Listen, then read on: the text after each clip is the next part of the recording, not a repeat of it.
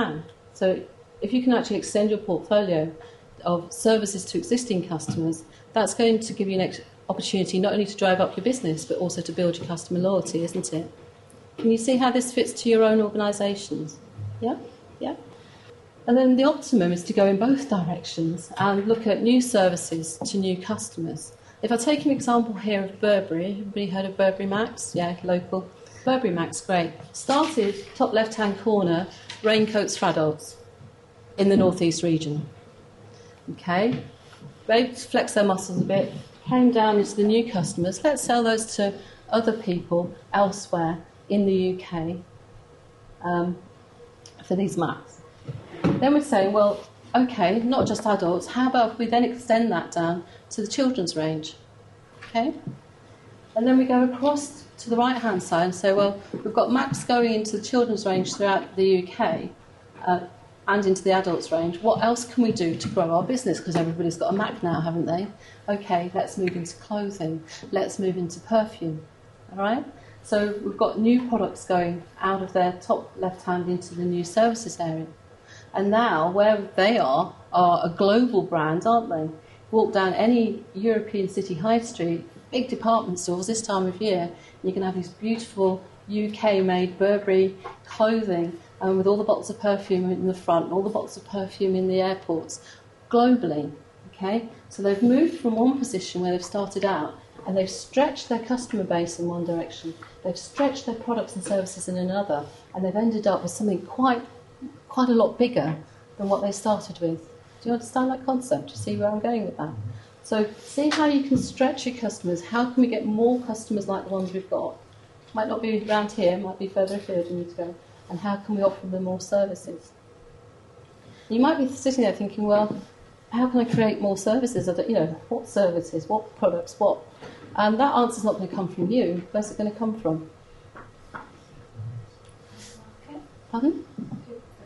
From the market, from the customers, yeah. So you've got to ask them. You haven't got to sit here with a magic wand thinking, oh, I'll come up with something fantastic again for them. Talk to them, talk to them, talk to them. It's the best way to get information from them. So we've got into this lovely position where we've got new services to new customers. So we've got to gather some data. Go back to what I've said before. How many customers do you have? How much do they spend? So we've done this Tesco example already, haven't we? And how much are they worth? So people can spend a fortune, but what's more important at the end of that? Profit. Okay? So what are they worth to you individually? And this helps you to analyse your market. If you're lucky enough to be in a finite market, that's to say know exactly how many customers you're working with, you can actually start to do some extrapolation here. So if you only work with, say, the hospital market, for your whatever it is you're offering, and we know there might be 550 hospitals in the country, you know that if you're dealing with a tenth of those, so we've got 50 hospitals on our database, well, that's a tenth of the market. We've got another 450 to go, haven't we? But you need to understand the size of the market to do that. I was working with a project where we knew exactly how many pharmacists there were in the country. And then we worked out how many we were dealing with, so we knew how much of the market we had and how many we had to go for. Then we worked out how many each one spent. So we knew what revenue we were getting, but we also knew what the gap was. So when we're looking at the gaps, we can say, right, well, that's the next bit of my market to go for. That's how I'm going to grow my business. So it's actually starting to get you thinking the finance side of your head on. Marketers are all very creative and airy-fairy and lovely, and kind of shy away from figures a bit. But if you can start to think, well, actually, this is going to be my way of understanding, this is my way of completing the journey, it's worth knowing what your figures are. You may have come across the Pareto rule, 80-20%, yeah? So what we're saying here is that 80% of our 80% of our income comes from 20% of our customers. So for every 5 customers I've got, one of them is worth the same as the other 4. Trouble is, at the minute, I don't know which one it is, do I? Because I haven't measured it yet. Okay? So if you can bear that in mind, for every 5 customers, for every 100 customers, 80% of your income is going to come from 20% of that customer number. So there's only 20 customers that bring in most of your revenue. So look at your figures, analyse them, and work out which ones they are. Might mean that you've got to start working with the finance people in your company. And again, historically, marketers and finance don't speak, but you've got to. Because if you don't, you're not going to get to the bottom of this. And the likelihood is that the size of your companies are that you can collaborate and you can get this information together. Okay, this is my company, my dream customer base. So all these figures are fictitious, come from nothing other than up here. Just sort of dreamt them up after a discussion with somebody. So I've got 9 companies here, which represents 80% of my database. Marks and Spencer's, Company A, Newcastle United, Company M, Sainsbury's, Company Y, BBC, Company G, Microsoft. Great. Which ones am I going to focus on? Any response? Somebody's phone, is it mine? All of them. Of that list, all of them? Yeah? Why? They're all your customers, aren't They're all my customers. What do I want to know about them?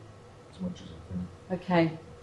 So there is an inclination that because you've got well-known brands in there, that you might give them a little bit preferential service to companies that are relatively unknown. Don't know what Company A is. Okay, that's a company I don't recognise. Okay, now we start to look at their sales figures. All right, I'm getting 120 from Marks and Spencer's, 100 from Company A, Newcastle United. I get 80 grand a year. I think I'm selling chocolate. This is my dream company. Okay? So this is what I'm selling to them. Company G, 150,000. Microsoft, 100,000. Okay. Question: which companies are worth most to me? The brands. The brands. Why? Because they're the best known, the best to promote the business through. Okay, so if you're going to use the companies as the brands as a marketing tool, that's fine. But what I'd like to look at next is what profit they're bringing in. Okay, I'm not doing this to catch anybody out. It's just to illustrate how you need to think about each customer in your business. So whilst I'm doing high-level sales with M&S, Company A, Company G and Microsoft, actually the Microsoft one was a one-off and I only made 1% profit. You could say, well, you know, you're making it up. Yes, I have. But it's to use it as an illustration. So for Microsoft to achieve a £1,000 profit on £100,000 sales is minimal. Okay, it's not bringing much in to me at all, is it? Yes, it is a brand. I agree with that. And there might be some scope for doing more. But what I'm looking at here is the ones that are bringing me in at the end of this trading year, £10,000 profit, £6,000 profit. If I can make £10,000 profit on Company A with 100,000 sales, how's that comparing with 3,600 with M&S, 120,000 sales? Do you follow the logic of what I'm doing here? It's not too sort of just throwing figures at me for the sake of it. Are you happy with where that's going? All right? So that's what you need to do next then, isn't it? Is look at your profit. You could say, oh, well, yes, that's all one-dimensional, thank you. Can I ask you then, what else I need to know if I'm going to take my existing products and my existing customers? What am I going to do about my products? I need to look in here and see what I'm selling them, don't I? Because it may be actually that I'm making 10% on one kind of product and 3% on another kind of product and 1% on another kind of product. Okay, so if I'm selling chocolate, it might be that to sell a box of chocolates is a different profit margin to selling a bar of chocolate. There's a different profit margin to selling customised chocolate. So I was at the match, was it this Monday, Aston Villa? I had been preparing some of this. There's actually a little boy in front of me eating Newcastle United chocolate. I thought, yes, that's going to work. That's going to do. So Newcastle United buy chocolate, and it's in Newcastle United colours, isn't it? Okay. So that's a different kind to what I would be selling in plain wrappers to Marks and Spencer's. Or it might be branded Marks and Spencer's. Okay. Do you see that it's not just the figures then? We've then got to look at, is it product A, is it product B, is it product C? Could it be that they're only buying one product and they don't know that we actually supply custom